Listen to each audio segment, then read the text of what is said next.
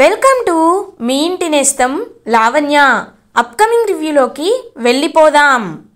రామలక్ష్మి ఇష్టం లేని పెళ్లి చేసుకుంటున్నందుకు వాళ్ళ నాన్నకి ఆధారాలతో సహా ప్రశాంత్ దుర్మార్గుడు అని నిరూపించలేనందుకు చాలా అంటే చాలా బాధపడుతూ ఉంటుంది. ఇటువైపు ప్రమీల ప్రశాంత్ వాళ్ళ అమ్మగారు కరెక్ట్గా ఇంకా అలా రామలక్ష్మి దగ్గరికి వచ్చి, ఇదిగో అమ్మ, నా బంగారం లాంటి కోడలు గురించి ఇంత మంచి బంగారం చేయించాను, వేసుకో, ఇది వేసుకుంటే ఇంకా బాగుంటావని చెప్పి ఇంకా అలా బంగారం అయితే లేకొక నగలు అయితే వేస్తూ ఉంటారు ప్రమీల రామలక్ష్మికి. రామలక్ష్మి మాత్రం చాలా బాధపడుతూ ఉంటుంది. ఇటువైపు ప్రశాంత్ మాత్రం చాలా హ్యాపీగా ఫీల్ అవుతారు. ప్రశాంత్తో వాళ్ళ మమ్మీ, రేయ్ మన బలం ఆ రఘురామేరా, ఆ రఘురామ్ ఇచ్చిన మాట కోసం ఎంత దూరమైనా వెళ్తారు, ఆయన పరువు పోకూడదనైనా ఈ పెళ్ళి ఖచ్చితంగా చేస్తాడు, కాబట్టి నువ్వేమీ భయపడద్దు, నిశ్చింతగా ఉండు అని చెప్పి ఇంకా రెడీ చేస్తూ ఉంటారు పెళ్లి కొడుకుగా ప్రశాంత్ని. ఇది ఇలా ఉండగా ఆద్య పాపం చాలా బాధపడుతూ ఉంటుంది. ఆద్య దగ్గరికి చారు వస్తుంది. ఆద్య, ఇదిగో ఈ తాయెత్తుని శ్రీనుబావ మెల్లో కడితే, శ్రీనుబావ చేతికి కడితే శ్రీనుబావ నా సొంతమవుతాడంట, నా మాట ఖచ్చితంగా వింటాడంట, ఒక స్వామీజీ చెప్పాడు, కాబట్టి నువ్వు చాలా తెలివైన దానివి, ఎలా అయినా ఇది శ్రీనుబావ కట్టేటట్టు నాకు ఐడియా ఇవ్వు అని అంటుంది ఆద్యతో. చారు నీకేమైనా పిచ్చా? ఇప్పుడు అందరూ ఎలాంటి సిచ్యువేషన్లో ఉన్నారో తెలుసు కదా. ఇష్టం లేని పెళ్లి చేసుకుంటూ రామ తన జీవితాన్ని నాశనం చేసుకోబోతుంది. నా జీవితం ఎలాగో నాశనం అయిపోయింది. రామకి నేను అడగకపోయినా చాలా ఇచ్చాను. ఇప్పుడు శౌర్య సార్ కావాలని అడిగినా నేను ఇవ్వలేకపోతున్నాను. ఈ విషయంలో నేను ఎంతో పశ్చాత్తాపపడుతున్నాను. ఆ ప్రశాంత్ దుర్మార్గుడని తెలిసి కూడా రామలక్ష్మి జీవితాన్ని నాశనం చేయాల్సి వస్తుంది. అసలు ఇప్పుడు ఏం చేయాలో అర్థం కాక నేను బాధపడుతుంటే నువ్వు మాత్రం శ్రీనుబావ గురించి ఆలోచించమంటావేంటి అని అంటుంది ఆద్య. చారు మాత్రం, చూడు ఆద్య, నువ్వు ఎన్నైనా చెప్పు, నీ దారి నీది, నా దారి నాది, నా బాధ నాది. శ్రీనుబావ అంటే నాకు ప్రాణం, నా ప్రాణం కంటే ఎక్కువ. అలాంటి శ్రీనుబావను దక్కించుకోవడానికి ఏదైనా చేయాలనుకున్నాను, ఆఖరికి మోసం చేసి పెళ్లి చేసుకున్నాను. అయినా బావ నన్ను ప్రేమగా చూసుకోవటం లేదు. కాబట్టి ఇప్పుడు ఏం చేయమంటావు చెప్పు ఆద్య, చెప్పు. నాకు ఇంకొక్క దారి తప్ప ఇంకొకటి లేదు. శ్రీనుబావ చేతికి ఇది కట్టేస్తే అప్పుడు ప్రశాంతంగా ఉంటుంది. ప్లీజ్ ఆద్య అని చెప్పి అడుగుతూ ఉంటుందన్నమాట చారు. సరే వెళ్ళి దీన్ని అత్తయ్యకి చూపించు. అత్తయ్య ఖచ్చితంగా ఇలాంటి తాయెత్తు కడితే మంచిది అని చెప్పు. అత్తయ్య చెప్తే శ్రీను వింటాడు, కాబట్టి ఖచ్చితంగా కట్టించుకుంటాడు, సరేనా అని చెప్పి అక్కడి నుండి వెళ్ళిపోతుంది ఆద్య. అయితే ఈ పని చేయాలి అని చెప్పి అలా పద్మావతి దగ్గరికి వెళ్తుంది చారు. ఇది ఇలా ఉండగా శౌర్య పాపం ఒక ప్లేస్కి రీచ్ అవుతాడు. నాలాంటి వాడు ఈ భూమిపై బ్రతకకుండా ఉండడమే కరెక్ట్, నేను ఖచ్చితంగా బ్రతకకూడదు అని చెప్పి ఇంకా అలా శౌర్య అయితే ఆ టాబ్లెట్స్ని వేసుకోవాలి అని ప్రయత్నిస్తూ ఉంటాడు. ఇది ఇలా ఉండగా ప్రశాంత్కి పెళ్లిపీటలపై కూర్చొని పెడతారు. ఇంకా అలా ప్రశాంత్ అయితే వచ్చి పెళ్లిపీటలపై కూర్చుంటాడు. ఇటువైపు రామలక్ష్మిని కూడా పాపం పెళ్లి కూతురుగా రెడీ చేసి అలా రామలక్ష్మి అయితే అక్కడికి వస్తుంది. ఇంకా రామలక్ష్మి పాపం చాలా బాధపడుతూ ఉంటుంది. ఇటువైపు రఘురామ్ అయితే రామలక్ష్మి వైపు అలా చూస్తూ ఉంటారు. రామలక్ష్మి రఘురామ్ దగ్గరికి వెళ్ళి ఆశీర్వాదం తీసుకోమని చెప్తారు. జానకి, వెళ్ళమ్మా, నాన్న దగ్గరికి వెళ్ళి ఆశీర్వాదం తీసుకో అని పాపం ఇంకా రఘురామ్ దగ్గరికి పంపిస్తారు రామలక్ష్మిని. రామలక్ష్మి వెళ్ళి అలా ఇంకా రఘురామ్ కాళ్ళని తాకబోతూ ఉంటే రఘురామ్ మాత్రం వెనక్కి వెళ్ళిపోతాడు. ఇంకా చాలా బాధపడుతుందన్నమాట రామలక్ష్మి చాలా బాధపడుతూ ఉంటుంది. నాన్న అని రామలక్ష్మి రఘురామ్ వైపు చూస్తుంది. జానకి, తనని త్వరగా వెళ్ళి పెళ్లిపీటలపై కూర్చోమని చెప్పు అని అంటారు. పాపం ఇంకా రఘురామ్ అయితే రఘురామ్ వైపు చాలా బాధగా చూస్తూ ఉంటుంది రామలక్ష్మి. నాన్న, మీ నమ్మకాన్ని పోగొట్టుకున్నాను, మీరిచ్చిన ప్రేమని పోగొట్టుకున్నాను, ఇప్పుడు నేను ఏం చేయాలి నాన్న, ఏం చేయాలి నాన్న అని చెప్పి పాపం చాలా బాధపడుతూ ఉంటుందన్నమాట రామలక్ష్మి. కానీ ఏమి చేయలేక వాళ్ళ నాన్న చెప్పిన మాట ప్రకారం అలా వెళ్ళి పెళ్లి పీటలపై కూర్చొని ఉంటుంది రామలక్ష్మి.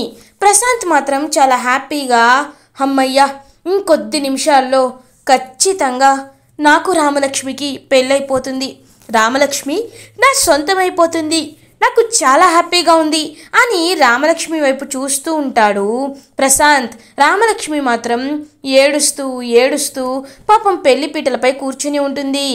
రఘురామ్ అయితే ఇంకా అలా అక్కడి నుండి వెళ్ళిపోతారు. ఇటువైపు రామలక్ష్మి వాళ్ళ ప్రశాంత్ వాళ్ళ అమ్మ నాన్న అలా పెళ్లిపీటల కింద నుండి చూస్తూ ఉంటారనమాట. ఇంకా రామలక్ష్మి వాళ్ళని చూస్తూ ప్రశాంత్ వాళ్ళ డాడీ ప్రశాంత్ వాళ్ళ అమ్మతో మాట్లాడుతూ ఉంటారు. ఎందుకో కోడలి పిల్ల పాపం చాలా బాధపడుతుంది, మనం ఎందుకో తప్పు చేస్తున్నాం అనిపిస్తుంది ప్రమీల. పాపం కోడలి పిల్ల ఎంతగానో బాధపడుతుంది. ఇంత బాధపడుతూ తను మన వాడితో మనలాంటి ఎదవతో కలిసి ఉండగలదా? వాడు చాలా దుర్మార్గుడు, వాడితో ఆ అమ్మాయి జీవితాంతం సంతోషంగా ఉండగలదా అని అడుగుతారు ప్రశాంత్ వాళ్ళ నాన్నగారు ప్రశాంత్ వాళ్ళ అమ్మని. మీరు ఊరుకోండి, పెళ్లి జరుగుతుంటే ఏంటి అపశకనాలు మాట్లాడుతున్నారు? మన వాడు వెదవే, నేను ఒప్పుకుంటాను, కానీ వాడు రామలక్ష్మిని ప్రాణంగా ప్రేమిస్తున్నాడు, రామలక్ష్మి కోసం ఏదైనా చేస్తాడు, రామలక్ష్మిని వాడికి తగ్గట్టు మార్చుకుంటాడులేండి అని అంటారు ప్రమీల. ఏమో వీణ్ణి చూస్తుంటే నాకేమీ అర్థం కావటం లేదు అని బాధపడుతూ ఉంటారు ప్రశాంత్ వాళ్ళ నాన్నగారు. పాపం ఇంతకీ శౌర్య ఎక్కడున్నాడో, శౌర్య వెళ్ళిపోయాడు, వాడెంత బాధపడుతున్నాడు. ఇటువైపు రామలక్ష్మికి అన్యాయం చేయలేక, ఇటువైపు ఏమో పెళ్ళికి రాలేక వాడిలో వాడు మదన పడుతూ ఉన్నాడేమో. ఒకసారి వాడికి ఫోన్ చేస్తాను అని చెప్పి ఇంకా రఘురామ్ అయితే ప్రశాంత్ అయితే ప్రశాంత్ వాళ్ళ డాడీ అయితే శౌర్యకి కాల్ చేస్తారు.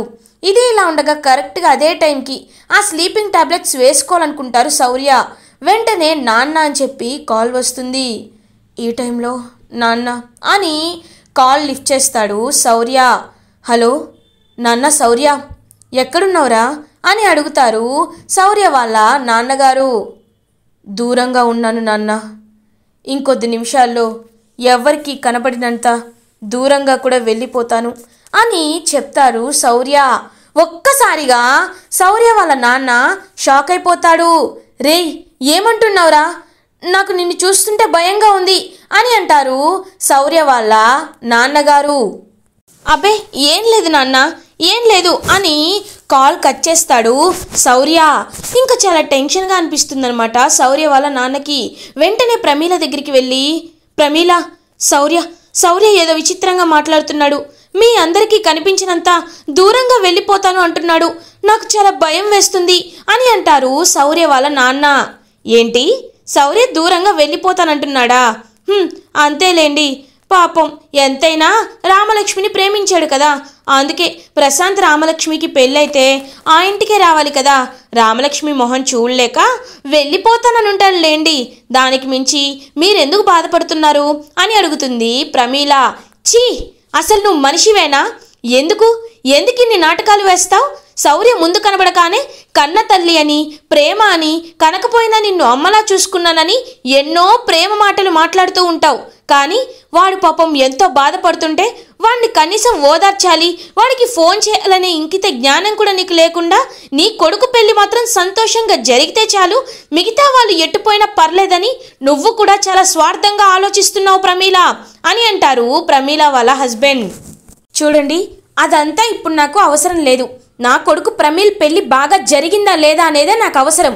శౌర్యతో నేను తర్వాత మాట్లాడతాను, మీరు ముందు సైలెంట్గా ఉండండి.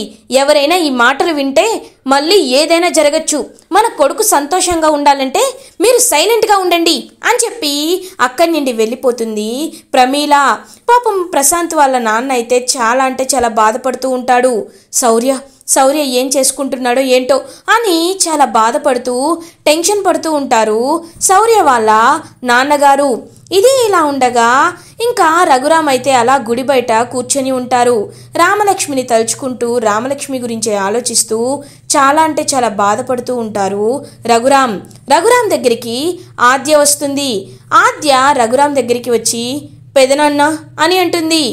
ఏంటమ్మా, లోపల పెళ్లి జరుగుతుంటే ఇక్కడేం చేస్తున్నావు అని అడుగుతారు రఘురామ్. పెదనాన్న, మీరు ఎంత మంచివారో, మీరు ఇచ్చిన మాట కోసం ఎంత దూరం వెళ్తారో నాకు బాగా తెలుసు. మీరు ఈ ఊరికే దేవుడి లాంటివారు. మీ మాట ఎవ్వరూ కాదనే సాహసం కూడా చేయరు. కానీ మీరు ఈ విషయంలో చేస్తుంది కరెక్టేనని మీరు నమ్ముతున్నారా పెదనాన్న అని అడుగుతుంది పాపం. ఇంకా రామలక్ష్మి గురించి ఆద్య అయితే ఇంకా ఆద్య వైపు చూస్తూ ఉంటారు రఘురామ్. అదేంటమ్మా అలా ఎందుకు అడుగుతున్నావు? నేను చెప్పాను కదా, మళ్ళీ చెప్తున్నాను. ఒకవేళ రామలక్ష్మికి నిజంగా శౌర్య అంటే ఇష్టం ఉంటే నేను తనకి పెళ్ళికి ముందే 3 సార్లు అడిగాను. కానీ తను ఎప్పుడూ నాకు శౌర్య గురించి చెప్పలేదు. సడన్గా వచ్చి శౌర్య కావాలి అని అడిగితే నేను తనకి ఎలా సర్ది చెప్పగలను అని అంటారు రఘురామ్. పెదనాన్న, మీరు నేను ఏది అడిగినా కాదని తెలుసు. మీరు కాదనకుండా ఇస్తారని నాకు తెలుసు. నా కోసం ఒక్కసారి నాతో బయటికి వస్తారా పెదనాన్న అని అడుగుతుంది పాపం ఆద్య. ఇంకా అలా రఘురామ్ అయితే ఆద్య వైపు చూస్తూ ఉంటారు. ప్లీజ్ పెదనాన్న, ప్లీజ్ నాతో ఒక్కసారి బయటికి రండి. మీకు నిజాలు ఏంటో తెలిసేలా నేను చేస్తాను పెదనాన్న. పాపం రామ కొన్ని కారణాల వల్ల, పరిస్థితుల వల్ల తను నిజాన్ని మీతో చెప్పలేకపోయింది. కానీ మీరు నా మాట వింటారు కదా, నా మాట నమ్ముతారు కదా. ఇది ఒక్కసారి నా మాట నమ్మండి. ఇది ఒక్కసారి నా మాట వినండి. ఒక్కసారి నా మాట వినండి. రండి పెదనాన్న, రండి అని ఇంకా ఆద్య అయితే రఘురామ్ని బయటికి తీసుకువెళ్తుంది. ఇంకా అలా రఘురామ్ అండ్ ఆద్య ఇద్దరు బైక్ పై శౌర్య దగ్గరికి వెళ్తారు. ఇంకా శౌర్య కరెక్ట్గా అదే టైంకి స్లీపింగ్ టాబ్లెట్స్ వేసుకుంటూ ఉంటారు. శౌర్య సార్ అని గట్టిగా అరుస్తుంది ఆద్య. అప్పటికే స్లీపింగ్ టాబ్లెట్స్ వేసుకున్న శౌర్య ఒక్కసారిగా కళ్ళు తిరిగి పడిపోతాడు. ఇంకా అలా శౌర్య దగ్గరికి పరిగెత్తుకుంటూ వెళ్తారనమాట రఘురామ్ అండ్ ఆద్య. శౌర్య అని పిలుస్తూ ఉంటారు రఘురామ్. ఇంక శౌర్య పాపం మత్తుగా, సార్ నేను రామలక్ష్మికి అన్యాయం చేశాను. రామలక్ష్మి నమ్మకాన్ని నాశనం చేశాను. నన్ను క్షమించండి సార్ అని ఇంకా అలా తనలో తనే కలవరిస్తూ ఉంటాడనమాట శౌర్య. పెదనాన్న, పాపం శౌర్య సార్ నిజాన్ని బయట పెట్టలేకపోయినందుకు తను ఇలా స్లీపింగ్ టాబ్లెట్స్ వేసుకున్నట్టున్నారు. తన్ని వెంటనే హాస్పిటల్లో జాయిన్ చేయాలి పెదనాన్న అని పాపం హాస్పిటల్కి తీసుకువెళ్తారు శౌర్యని రఘురామ్ అండ్ ఆద్య. కరెక్ట్గా పక్కనే ఇంకా ల్యాప్టాప్ ఉన్న బ్యాగ్ ఉండడంతో ఆ బ్యాగ్ను కూడా ఆద్య అయితే తీసుకువెళ్తుంది. ఇంకా అదే టైంకి ఇటువైపు హాస్పిటల్లో రఘురామ్ అండ్ ఆద్య శౌర్యని జాయిన్ చేస్తారు. అప్పుడే కరెక్ట్గా వేసుకున్న వెంటనే హాస్పిటల్కి తీసుకువెళ్ళేసరికి ట్రీట్మెంట్ అయితే కాస్త ఫాస్ట్గా జరుగుతూ ఉంటుంది శౌర్యకి. అప్పుడే ఇంకా ఆద్య అయితే ఆ ల్యాప్టాప్ని చూస్తూ ఉంటుంది. పెదనాన్న, వీడియో ఇందులోనే ఉందని రామాకి శౌర్య సార్ చెప్పారు. కానీ ఎందుకు ఈ వీడియోని ఇవ్వలేదో నాకు అర్థం కావట్లేదు అని ల్యాప్టాప్ ఓపెన్ చేసి ఇంకా వీడియో కోసం వెతుకుతుంది తనైతే ఆద్య అయితే. కానీ ఎక్కడ ఆ వీడియో అనేది కనబడదు.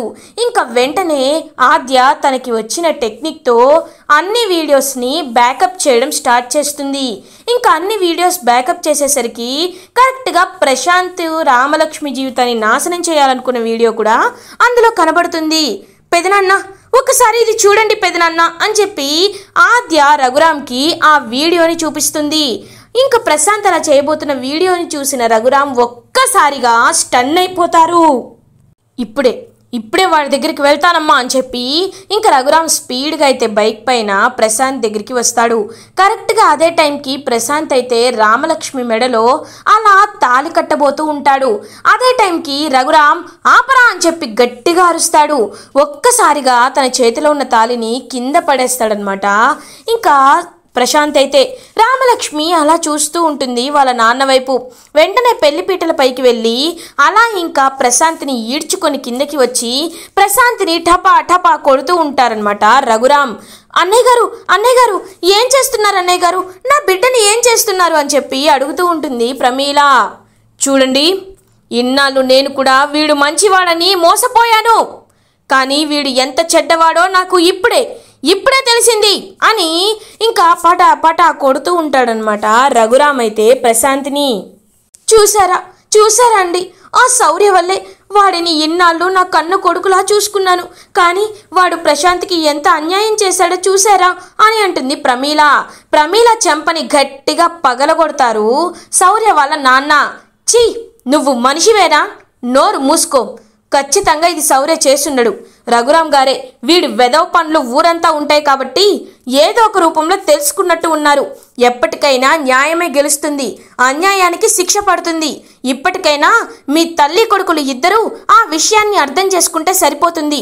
ఇలాంటి వెదవని కన్నందుకు మనం ఎప్పుడు బాధపడుతూనే ఉండాలి తప్ప వీడిని వెనకేసుకొని రావడానికి, సమర్థించడానికి మనం ప్రయత్నించకూడదు. ఇప్పటికైనా అర్థం చేసుకో. అయ్యా రఘురామ్ గారు, మమ్మల్ని క్షమించండి. మేము వీడు చేస్తున్న వెధవ పనులని కప్పిపుచ్చాం, కానీ నా కొడుకు ప్రాణాలు తీయకండి, మీ కాళ్ళ మీద పడతాం అని అంటారు పాపం ప్రశాంత్ వాళ్ళ నాన్నగారు. మిమ్మల్ని చూసి వీడిని ప్రాణాలతో వదిలేస్తున్నా, కానీ వీడు ఇక్కడ బయట తిరగడానికి వీల్లేదు. వీడిని ఇప్పుడే పోలీసులకి పట్టిస్తాను అని చెప్పి ఇంకా పోలీసులతో అరెస్ట్ చేయిస్తారు ఒక ఆడపిల్ల జీవితాన్ని అన్యాయం చేయాలనుకున్న ప్రశాంత్కి.